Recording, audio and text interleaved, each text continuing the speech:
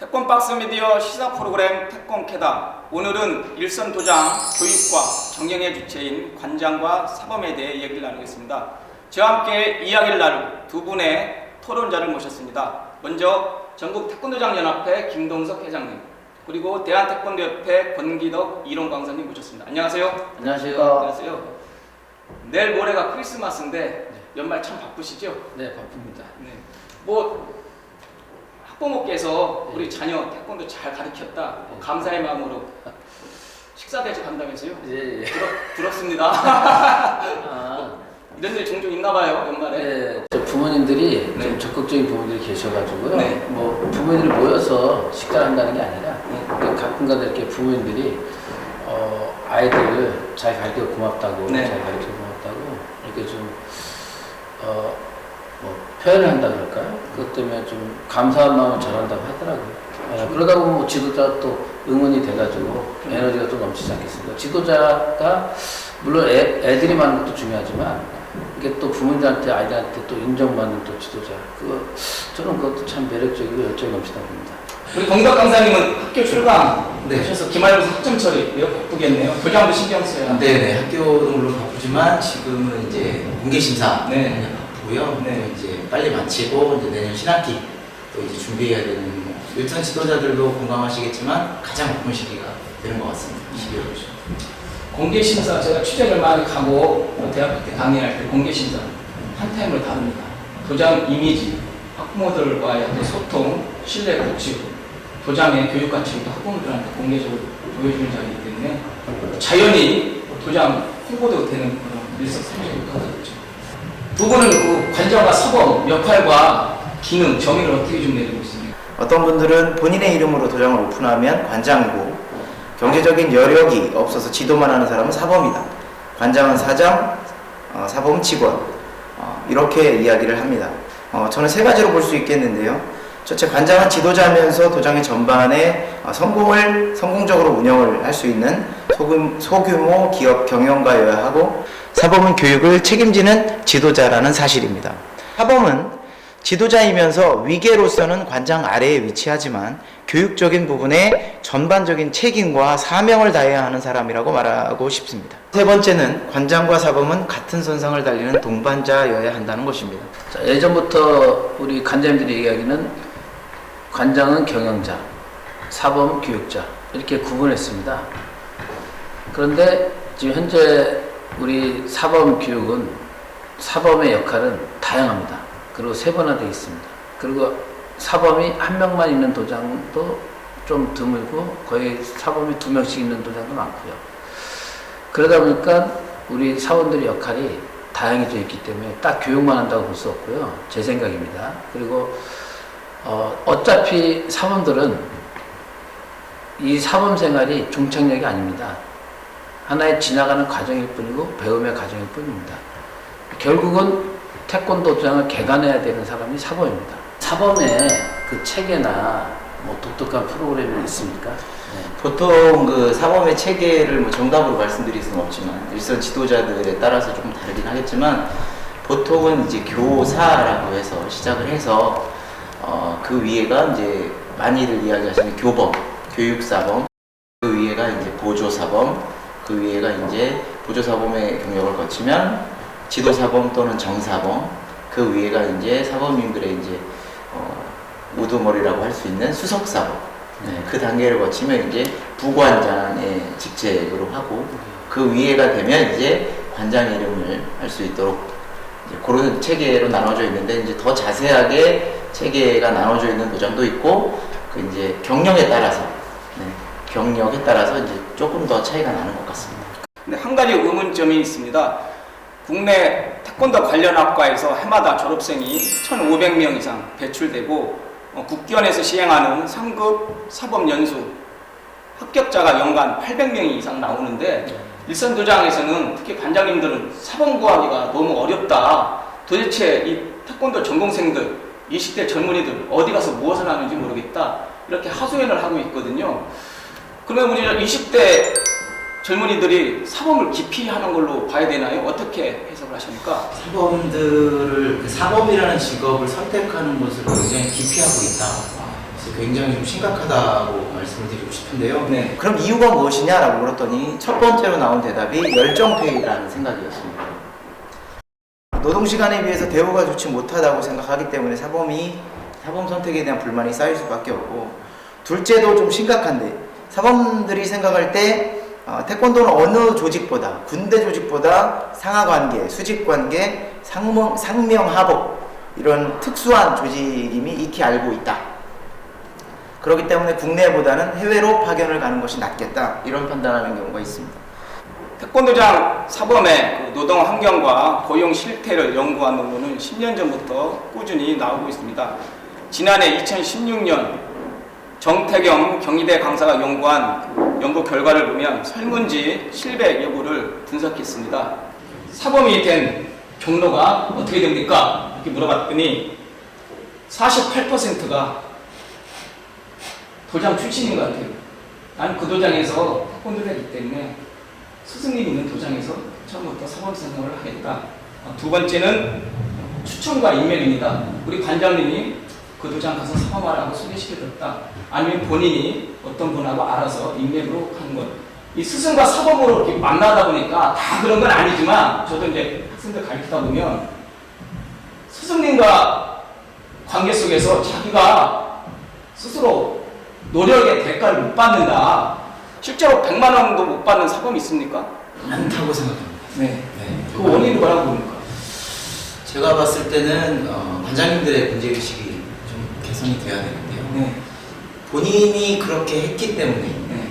본인이 사범 생활을 그렇게 했기 때문에 뭐 전혀 문제가 없었다. 네. 우리 때도 그랬다. 네. 어떤 그런 의식이 너무 팽배해져 있다. 그래서 100만 원 미만의 월급을 준다는 얘기 듣고 저는 깜짝 놀랐고요. 예. 과연 그런 사람이 있을까 의문이고요. 있습니다.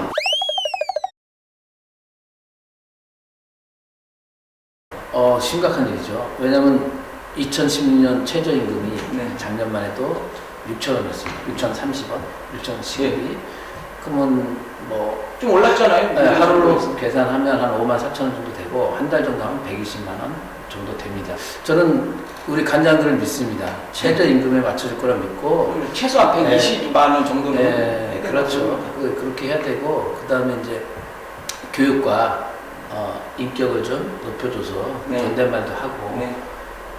좀 격을 좀 둬서 좀 품위 있게 우리 사범하고 같이 있다면 거의 문제가 될 것 없다고 생각합니다. 저는 이제 20살 때부터 사범을 씁니다. 네. 사범을. 뭐 일반 관장들도 그러겠지만, 근데 거기서 군대 제대하고 해도 4년이라는 경력이 생겨요. 네. 그럼 그때 이제 4년 졸업한 학생이 나오지 않습니까? 졸업자가. 네. 과연 이럴 때 월급 기준을 어디다 둬야 될까요? 학력일까요? 아니면 능력일까요? 능력이겠죠. 네. 그러면 4년 동안 대학을 다녔으면 그에 대한 가치를 자기가 받았어야 돼요. 갖고 있어야 돼요. 지도자 역할. 그러니까 월급을 많이 받으려면 사범으로서 가치를 키워라. 네, 능력을 키워야 된다. 네. 이처럼 현재 사범들은 여러 가지 직무 스트레스를 받고 있다고 합니다. 열악한 근무 환경, 저임금, 그리고 도장에서 겪는 여러 가지 일로 인해서 직무 스트레스가 가중되고 있다고 합니다. 물론 관장님들 입장에서는 잘 모르는 수도 있겠지만, 이처럼 사범들이 이렇게 직무 스트레스를 받으면 결과적으로 태권도장 교육과 수련생 관리, 학부모와 소통 다 합쳐서 도장 경영에 악영향을 미친다고 그렇게 생각합니다. 이제 업무의 주 업무들은 거의 주입과 지시 형태, 그리고 임금에 대한 체불, 그 사범 지도력에 대한 불만족, 제자 출신이라는 이유만으로 심지어는 뭐 욕설을 하거나 하대를 하거나 냉대하거나 어떤 의견에 대한 냉소적인 반응들, 이런 것들이 문제점이라고 생각을 합니다. 국기원이 몇 년 전에 그 조사한 결과가 있는데요. 도장에서 사범들 그 고용보험 얼마나 들어줍니까? 가입 혜택을 보니까 30% 수준에 이렇게 머무르고 있는데요. 어떤 사범들은 4대 보험 나는 무조건 내 권리니까 가입시켜달라 하는 사범들도 있고, 아니면 현재 내 생활이 좀 팍팍하니까 보험에 들 돈 10만 원 그냥 월급에 얹어주세요. 이렇게 하는 시각도 있는데, 저희 도장은 4대 보험이 가입이 되어 있습니다. 그런데 우리 도장 입장에서 저를 얘기한다면, 현재 한 업체 사범 구인 사이트에서 너무 사원들의 처우와 급여에 대해서 너무 거품이 많습니다. 네, 현실하고 맞지 않는 거죠. 그러다 보니까 관장과 사범에 좀 갈등도 유발되게 되는 부분이 있는데요. 아마 관장들도 다 그렇게 생각할 겁니다. 현실에 맞지 않은 사이트에서 월급을, 그러니까 경력과 능력에 맞지 않게 급여가 너무 올라갔고요. 그래서 4대 보험이 기본으로 되어 있다 보니까 좀 어려운 도전도 저는 생각해야 된다고 봅니다. 관장님들에 대한 문제도 물론 있지만 관장님들한테 물어보면 사범님들에 대한 어떤 그런 문제들도 많이 제기를 하시거든요. 사범님들에 대한 문제는 어떻게 생각하세요? 근데 이쪽이 좀 많이 부족한 부분을 느꼈습니다. 아직 그 태권도 관장에 대한 말은 하고 있어요. 태권도 관장이 돼야 되겠다, 태권도장을 개관해야겠다 하고 있지만 우리 사범들을 지켜보면 말과 행동이 좀 다릅니다.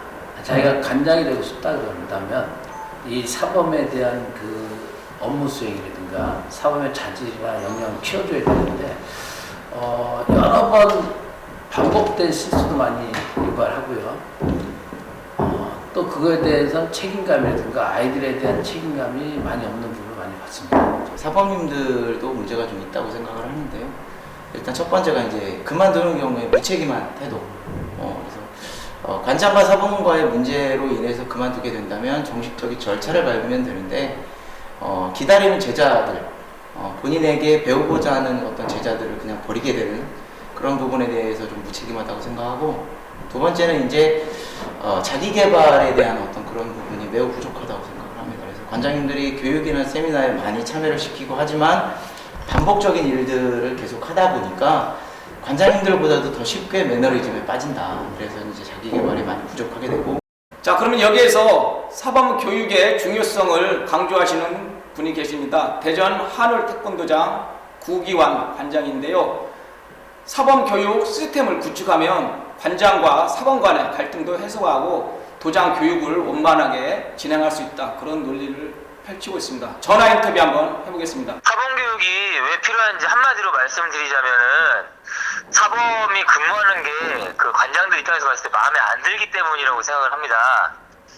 예를 들자면 운동이 재미없어 하는 아이들을 그냥 안 보냈으면 좋겠는데 좀 재밌게 해줘가지고 보냈으면 좋겠는데 그냥 보내는 경우도 있었고, 청소를 하라고 했는데 가서 보면 도장 앞에 복도가 쓰레기가 있어서 마음에 안 드는 부분도 있었고, 학부모가 도장에 방문했는데 응대하지 않고 휴대폰만 보고 있거나 했기 때문에 관장들의 입장에서 봤을 때 그러한 부분들을 좀 고쳤으면 좋겠다, 이런 부분들이 좀 시정됐으면 좋겠다라고 생각해가지고 사범교육을 꼭 해야 되겠다라고 생각을 했습니다. 또 저 같은 경우에는 크게 세 가지로 나누어지는데, 처음에 이제 근무를 하게 돼가지고 시작하는 기본 시스템 정도가 3개월 정도 있고요. 그리고 아이들 실습을 지도할 수 있는 지도법에 대한 게 3개월 정도 교육을 하고, 그 이후 6개월 정도는 이제 도장에 대한 기획, 도장의 마케팅, 그리고 도장 관리, 이렇게 하는데 한 6개월 정도 소요하고 있고, 이 부분에 대해서는 이제 교재 형식으로 돼가지고 체크리스트 파일을 다이어리처럼 만들어가지고 사범님들이 스스로 메모하고 또 기획할 수 있게 체크할 수 있게 만들고 있습니다. 관장님들이 청소를 한다고 하면 어떤 매뉴얼대로 청소를 해야 되고, 전화를 한다고 하면 어떤 상황에 그 상황별 매뉴얼을 알려줘야 사범님들이 조금 더 힘들지 않게 또 스트레스를 받지 않고 일을 할 수 있지 않을까라는 생각이 듭니다. 매뉴얼이 있어야 된다고 생각을 합니다. 만약에 사범으로 되돌아간다면 두 분 다 사범 거쳐서 관장이 되셨으니까 어디에 더 중점을 두고 이건 내가 꼭 다졌으면 좋겠다, 그런 게 있습니다. 소통을 하기 위해서는 관장과 사범의 불통이 일어나는 원인을 알아야 된다고 생각을 하는데요. 사람을 가리키고 이끄는 것은 매우 어려운 일입니다. 사범은 일반 회사의 직원 업무와 다릅니다.